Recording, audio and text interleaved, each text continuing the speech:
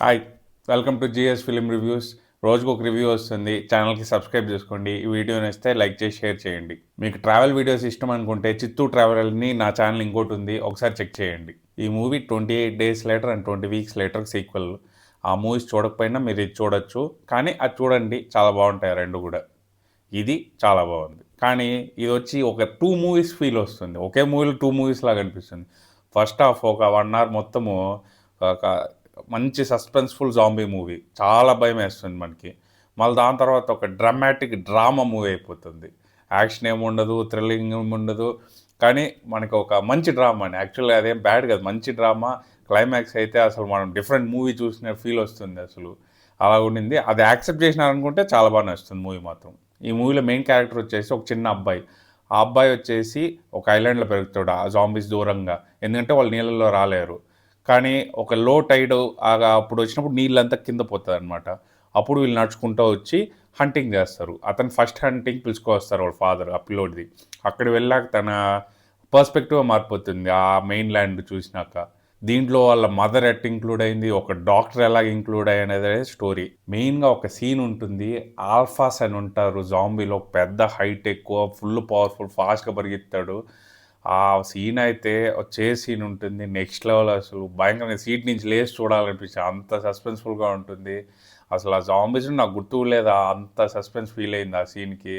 ఆ alpha scenes మాత్రం భయంకరంగా ఉంటుంది. మళ్ళీ కూడా వస్తాడు వేరే ఆల్ఫా, కానీ ఫస్ట్ వచ్చిన ఆల్ఫా మాత్రం ఆ సస్పెన్స్ మాత్రం సూపర్ మెయింటైన్ చేశారు. ఫస్ట్ పార్ట్ లాగే ఒక చీప్ కెమెరా వాడారు. ఆ ఫస్ట్ పార్ట్ చూస్తే మీకు అది ఏదో అసలు ఏదో యూట్యూబ్ వీడియోనా అట్ట ఫీల్ వస్తుంది, కానీ అది ఆ టోన్కి బాగా సెట్ అయింది. కాబట్టి ఈ మూవీ కూడా కాస్త కొత్తగా తీయాలండి. ఐఫోన్తో తీసినారు, ఐఫోన్తో తీసి, కానీ మీరు చూస్తే మాత్రం ఆ విజువల్స్ అస్సలు ఎక్స్పెక్ట్ చేయరు. చూపించి ఫోన్తో తీసినారంటే నమ్మరు సగం మంది.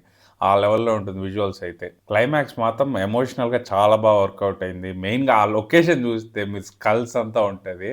ఆ జస్ట్ ఒక స్క్రీన్ షాట్ చూపిస్తే మీకు హారర్ మూవీ అనుకుంటారు, కానీ అది చూస్తే మీకు ఎంత ఎమోషనల్ సీను.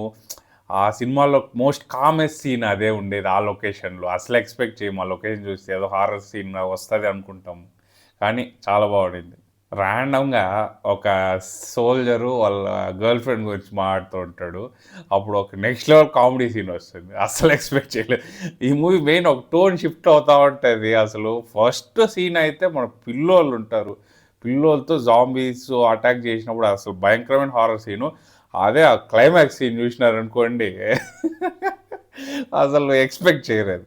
అది మీరు యాక్సెప్ట్ చేయాలి. యాక్సెప్ట్ చేయకపోతే మీకు నచ్చదు మూవీ. అది యాక్సెప్ట్ చేసి చూస్తే మాత్రం చాలా ఎంజాయ్ చేస్తారు. ఆ సీన్ మాత్రం చాలా డిబేట్స్ జరుగుతోంది, ట్విట్టర్లో కూడా చాలా జరుగుతోంది. సగం మంది నచ్చలా, సగం మంది నచ్చింది అనేసి. కానీ చూడండి, అసలు మంచి డ్రామా జాంబీ అంతా ఉంటుంది, మంచి మూవీ. సో ఇలాగా నాన్ తెలుగు రికమెండేషన్స్ రోజుకొక రివ్యూ వస్తూ ఉంటుంది. ఛానల్కి చూసుకోండి. నెక్స్ట్ వీడియోలో కలుసుకుందాం. పీస్.